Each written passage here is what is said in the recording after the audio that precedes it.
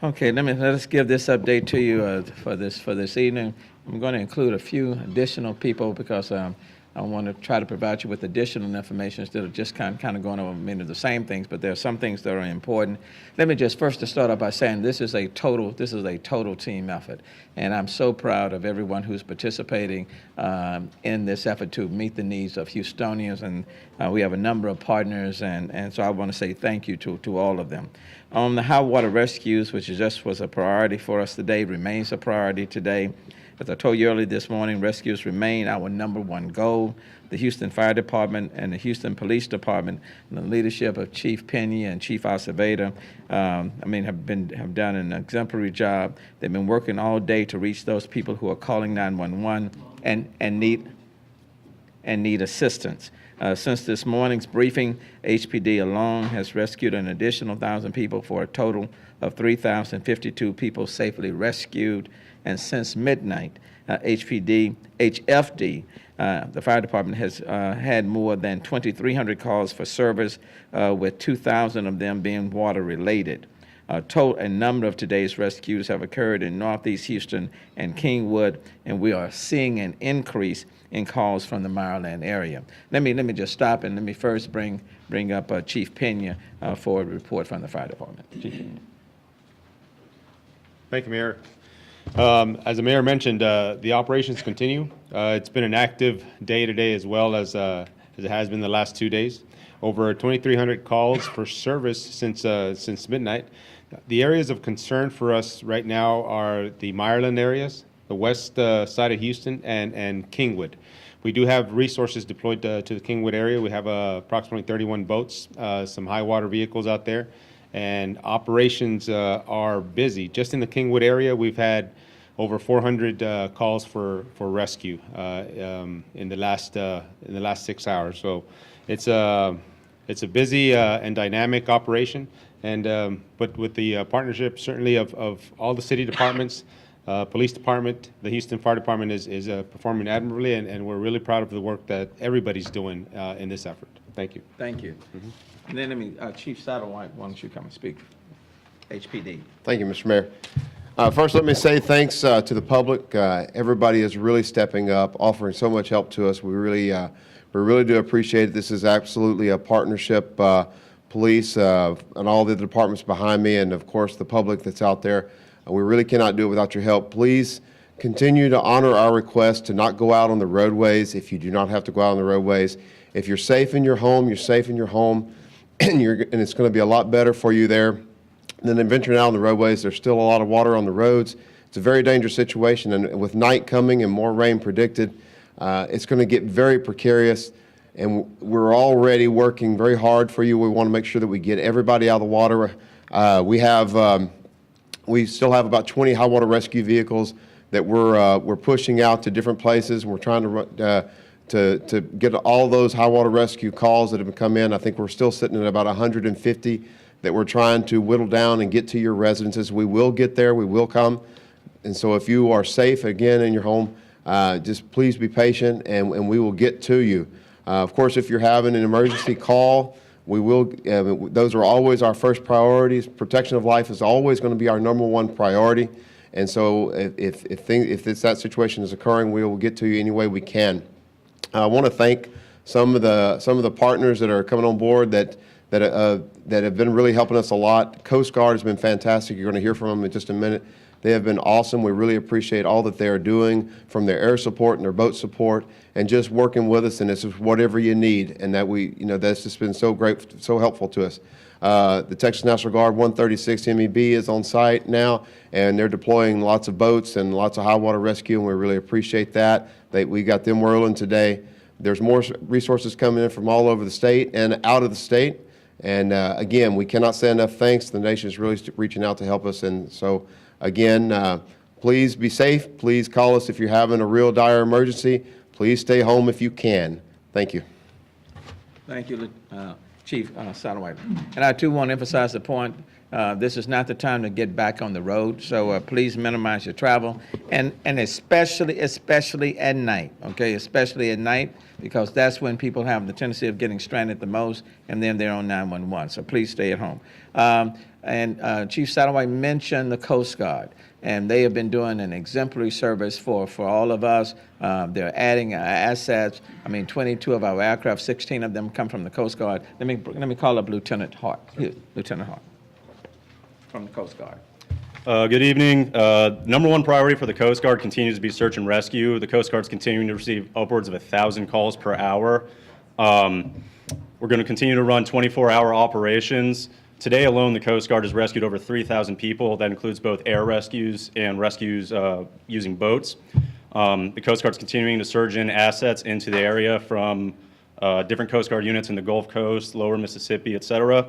We just want to stress, if you need Coast Guard assistance or any assistance, do not try and get that assistance through social media. Try and get that assistance by contacting 911, your local emergency operations centers, or the Coast Guard directly. Thank you. Thank you. Let me also add that, of course, when you're doing these rescues, and they've been doing exemplary service, it adds to the number of people that we have in our shelters. And so, you know, I went over to the George R. Brown today myself. It's a very impressive operation. I want to thank all of the volunteers, a number of volunteers, medical personnel that were over there, Houstonians who have provided a great deal of clothing. Very, very impressive. And there are people that are coming from all over. And not all of the people are from Houston. There are other people who are coming, some coming from outside of Houston. But what County Judge and I have said today, whatever shelter is closest to people. If it's a county shelter, you go to a county shelter. If you're living in the county but you're closer to a city shelter, you come to the city shelter. We're not discriminating against where you come from. We just want to provide the care. And so at the George R. Brown, that number we'll get today, that number is about, let's say about 4,800. But at the same time, we're not going to turn away anyone. Still have people at the other main one, that's M.O. Campbell. And we're going to be setting up another one, an overflow that would be at Forge for Families, which is at 3534 Dixie Street, Forge for Families. And then I'll be working with some of the council members to try to meet the needs in their particular area, especially as it relates to supplies, staffing, cots, and things of that nature. And I certainly want to thank the council members for meeting the needs in their district. Since you have some quick. Yes, so Mayor, when it comes to the GRB, and I think you just touched on this, how can you sustain that amount of humanity at the GRB? And also, what can the public do in terms of donations, in terms of money, in terms of just manpower, people wanting to go volunteer? What do you say to that? Redcross.org, for example, if you want to volunteer, because we have a number of volunteers, but many of the volunteers are coming like during the day at the same time. That is a 24/7 operation, and so we're trying to stagger some of the volunteers. And if you go to redcross.org to volunteer, that will help in staggering the volunteers that are there. Same things with contributions. Many of the people that are coming to our shelters, whether it's M.O. Campbell, whether it's George R. Brown, literally, they are coming there in wet clothes. They're coming from a wet environment. They're coming directly there. And as many people indicated to me, they've lost everything. Okay, they've lost everything. So they are in need of everything. And in a delicate way, and you know, with me saying this, let me also say, you know, let me use men. Not all men are small, okay? There are some men that are much bigger. And so the clothing needs to be able to fit people who are small and people who are bigger. Same thing for women. You know, not all women are, you know, petite, and some are beautifully full size, okay? And they need garments for all size. And I want to emphasize that because sometimes, as some of the women said to me, Mayor, you know, all size, you know. And one thing you will find by, you know, and what I was very much impressed with today, people who have lost everything coming to the shelter wet, but they have still maintained their own sense of humor. That was the most reassuring, inspiring thing today. Even when they have lost everything, for people to be able to come up to you and joke and laugh, say thank you to Houston, was just overwhelming. And just like this woman came and said, Mayor, all these clothes are just, great. A little bit larger, please. So please appreciate Houstonians for being very generous. And at the same time, as for example, HPD taking people out of these areas, taking them to certain defined locations, and then Metro is coming along and picking them up and taking them the next step of the way. And so I can't say enough for that. Karen Padman is here with Metro along with Tom Jason, yeah. Tim Kelly and So, Sarah Karen, Bowles. come on. Yeah. Just one more question about the GRB. I know that it just opened today, but is there a timeline into how many days it will be open to shelter? We're gonna meet their needs. That's the main thing. We're gonna meet their needs. FEMA, I think, in terms of this portion, will be on the ground on tomorrow. All of them will be assessed, and then we'll work on a transition plan for them. Nobody wants to be in the shelter longer than they have to be. I don't want them in a shelter longer than they have to be. The first step was to go and get them out of their stressful situation. The second was to stabilize them, putting them for example, in the shelter. The third step is to work with them on a transition plan to get them back into their normal routine. And we want to do that as quickly as possible. Okay, I'll come back to it. Well, Metro's just honored to be a partner in this community-wide effort of both agencies, elected officials, and citizens. And we've been blessed to be able to transport numerous people to shelters. We'll be there to transport them back. We have our entire staff is focused on this effort, and we just appreciate the opportunity. We have Tim Kelly here, our safety director, Vera Bumpers, our chief of police, Tom Jason, our deputy CEO, and a whole team over at TransStar that's doing nothing, including our CEO, Tom Lambert, that's doing nothing but monitoring the situation and seeing how we can help. So for the citizens that ride Metro as part of their daily routine, what do you say to those citizens who need Metro to get from here to there on a daily basis? Well, it's unsafe for us to have service right now, regular service. And that will be true tomorrow, I believe, too. We'll take it on a day-to-day basis and see when we can provide service. And in the same spirit, for example, the city employees will now return to a normal course tomorrow. Right now, we're scheduled for Wednesday. We're dealing with essential personnel only right now, and that will be watched, and we'll make a decision on a day-to-day basis. Let me talk about power outages. We've not talked about that before. I think right now in the Houston area, there are about 100,000 outages, but Floyd LeBlanc is here from Centerpoint, and he can speak to you directly from that point of view. Floyd. Thank you, Mayor. As the mayor said, we're standing at about 100,000 customers without electric service right now. That number has been steady today. The reason the number has remained steady today is because we're having logistics challenges. Just like everyone else, it's hard for the crews to get around through the floodwaters. We're finding flooded situations all over the place. We are continuing to respond with field crews. We're working 24 hours, 7 days a week, and we have restored service today, but the number has remained steady at about 100,000 customers. We expect that challenge to continue on tomorrow, and hopefully by Wednesday, the water will recede. We have a number of crews that have come in from out of town, and we're prepared to take this issue head on and get the service back on. Since the hurricane hit on Friday evening, CenterPoint Energy crews have restored 450,000 electric services. So we're working, but we have a big challenge, and the flood is presenting an ongoing challenge right now. Thank you. I want to thank Centerpoint, and I know they're working feverishly to restore power and to keep power going. This morning we talked about the Northeast Water Plant, and let me just say that the people at Public Works have been working very hard to stabilize on this issue and to stabilize the plant, and I am proud of the work that they have done.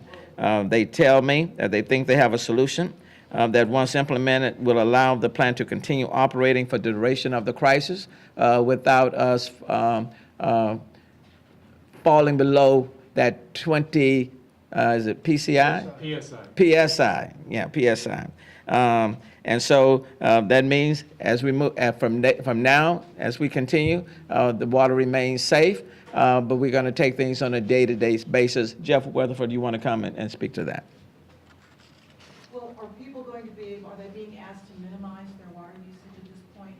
No, not at this. In the Northeast Water Plant? No. No. The water plant continues to function.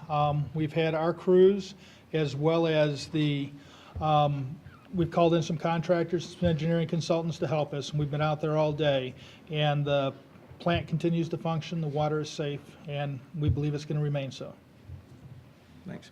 We're sparing no expense. We're going to do what we need to do to make sure that our water supply remains safe, and this was specifically as it relates to the Northeast Water Plant. And so, at least I'm proud to hear, and let me thank Jeff and Public Works for the work they continue to do. But, you know, again, dynamic situation, and we'll deal with it on a day-by-day basis, okay? It's a dynamic situation, and, you know, at some point, hopefully, the rain will stop and the sun will come out.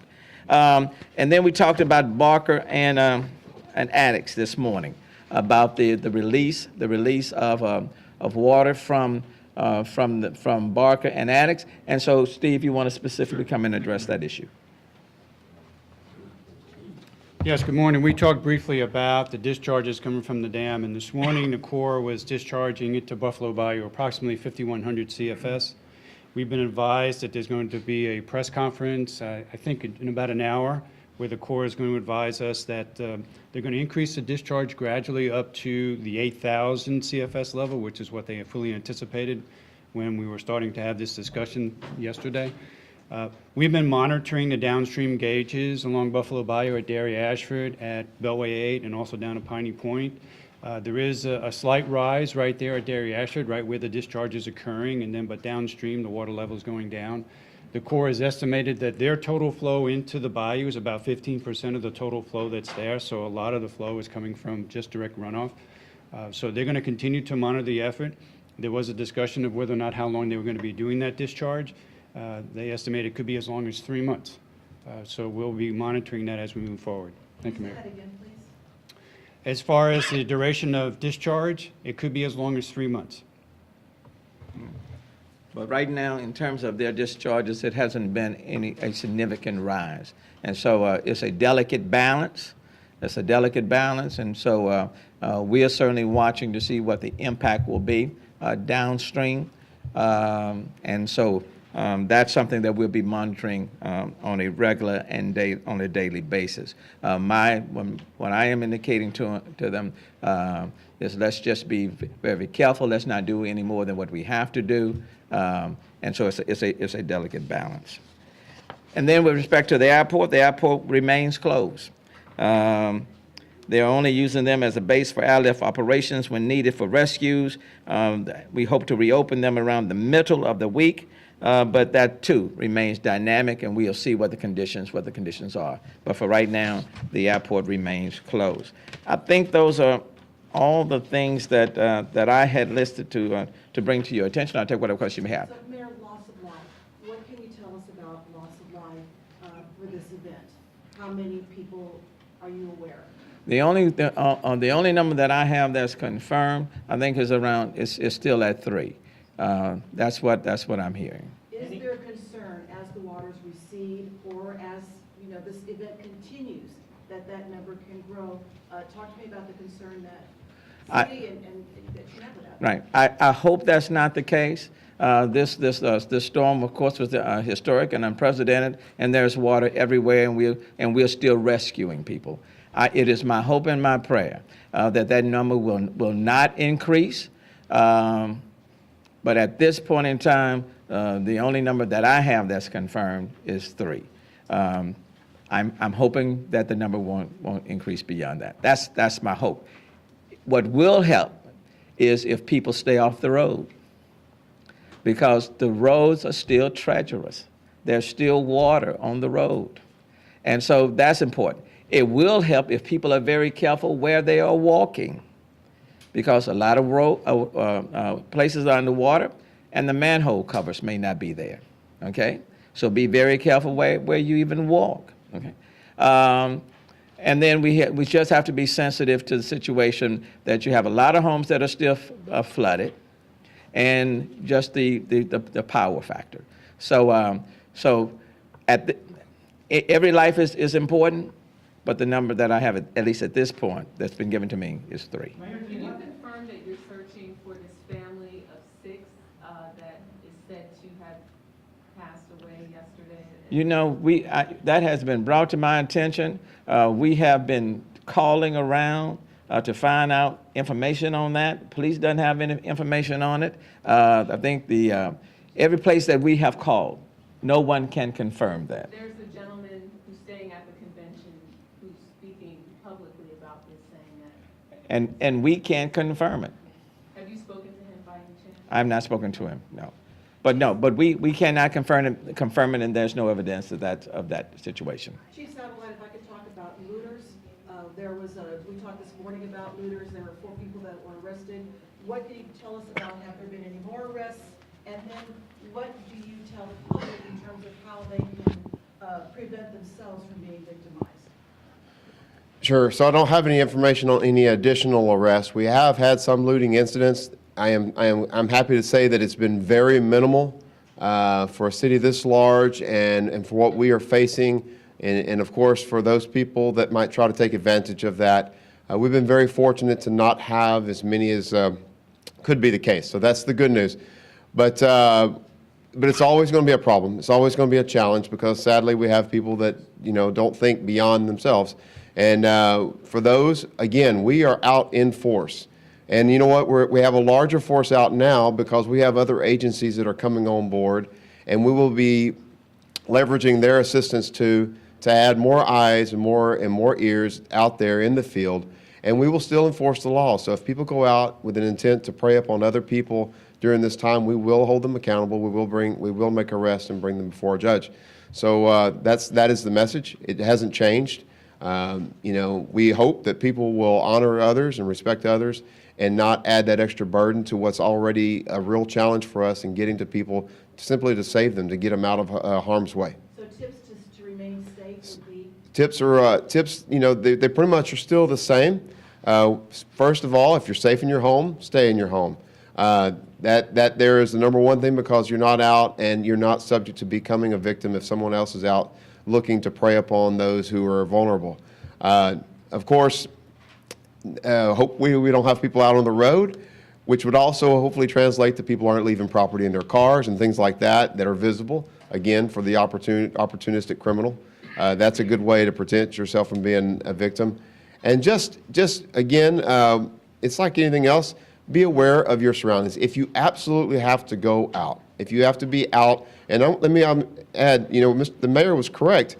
Just walking around in high water or even ankle-deep water can be a problem, especially as it gets dark, because you don't know what's under that water, and what you think is a hard surface could actually be a pretty large hole, because they form as just as things, as water, erodes through the earth, so people can get hurt and we can lose people that way.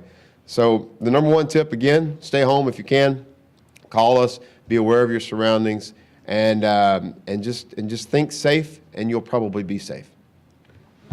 Look, in this city, we can rescue you, and in this city, we can also arrest you, okay?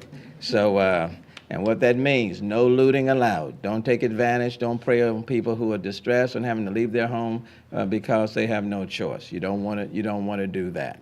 But looting is just not the Houston way, okay? Yes, sir. Mayor, what can you tell us about the condition of the downtown tunnel system? Do we know how bad it is right now? I don't have information on that, do. No, sir. We know there's some flooding, but not to what extent. There was some flooding there. As you know, when Buffalo Bayou overcame its banks, the water flowed down. Some of the water even got into the city hall annex, the parking garage in that sense. But let me check on that and I can speak more definitively on that. Okay? Yes, sir. We know that the roads are very dangerous. Yes. We've been around and we see units from fire departments, maybe not your fire department, but any fire department, trying to get through those flood waters. Right. And how dangerous it is, and are you doing anything in particular to prevent anything happening to your rescuers? Because obviously, people are thinking about them also, because they're getting into harm's way, and if you can say anything in Spanish on that regard, please. Okay. Okay. Again, so you didn't ask me for the Spanish, but one of these days you're gonna, Sorry. you know. You know what? ¿Por qué no lo hace en español, señor? No habla inglés, solamente español. Mire, la pregunta fue el peligro de los rescatistas acerca de manejar. Nosotros vemos las unidades, ustedes se meten Ajá. en el agua y siguen hasta donde puedan. Sí. Y es muy difícil. ¿Están haciendo algo diferente para accesar esos lugares? Mire, estas trocas de bomberos, como cualquier vehículo, se lo puede llevar el agua y no necesita mucha agua para poder tener un accidente.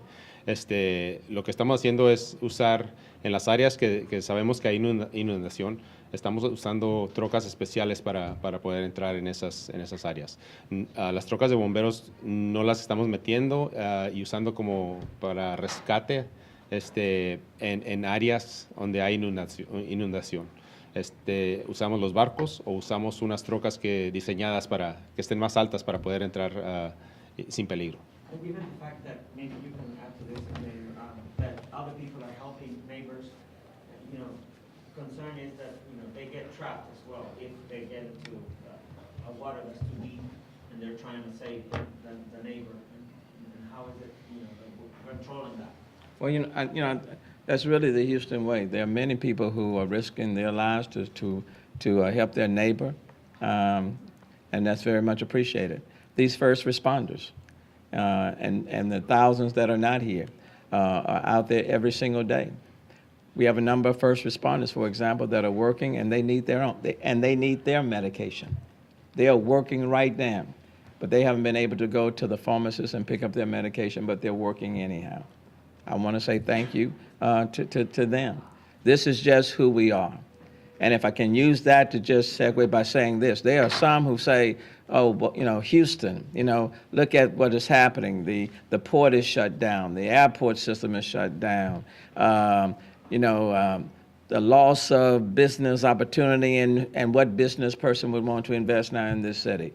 Anybody who bets against the city of Houston, if I can use this expression, anyone that bets against this city of Houston is a loser.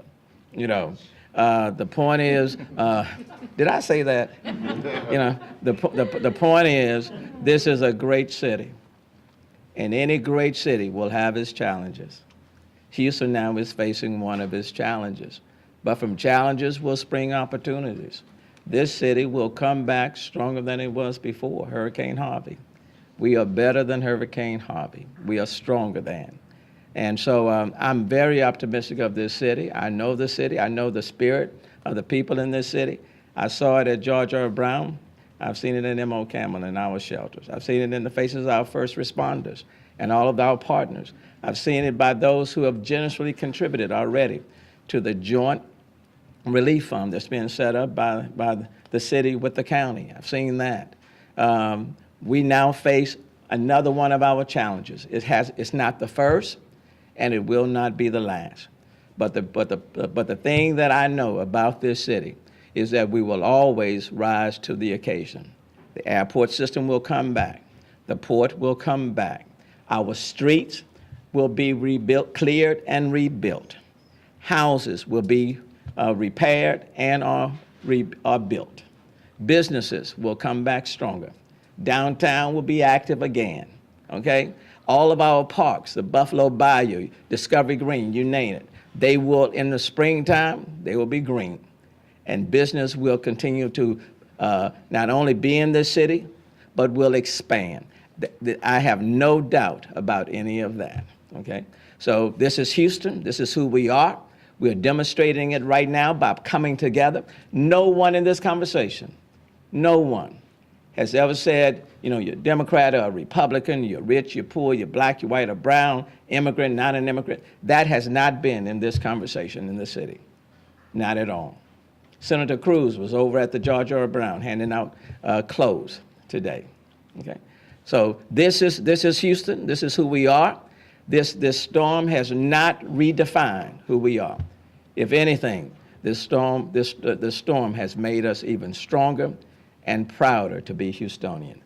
And if there's any silver lining, I'm very proud of that. So thank you so very much. We'll get. One last question. You were talking about recovery, but have you looked at specifically what that recovery effort is going to take as far as what are going to be the biggest challenges for the city in that recovery effort? There will be short-term strategies and long-term strategies. And that is, on the short term, you want to work to get people out of the shelters and get people back in their homes. People are going to be getting back into their homes. They're going to be pulling out rugs and furniture and things that have gotten wet. So it's going to be a big effort in terms of debris removal. And we'll have to remove that very, very quickly. And then we'll put together a transition plan to get people back into their homes and get the businesses restarted. All of those things. Those are long-term recovery plans, and we're already working on that as well. Okay? But for right now, let me just keep the focus on those persons who still may be in their homes, who need us to get to them. Let's keep the focus on the first responders who are out there, who are literally on the front line. Let's keep the focus right there for right now, and then we'll turn to that other segment. Okay? Thank you very much. We'll see you tomorrow morning. Thank you all.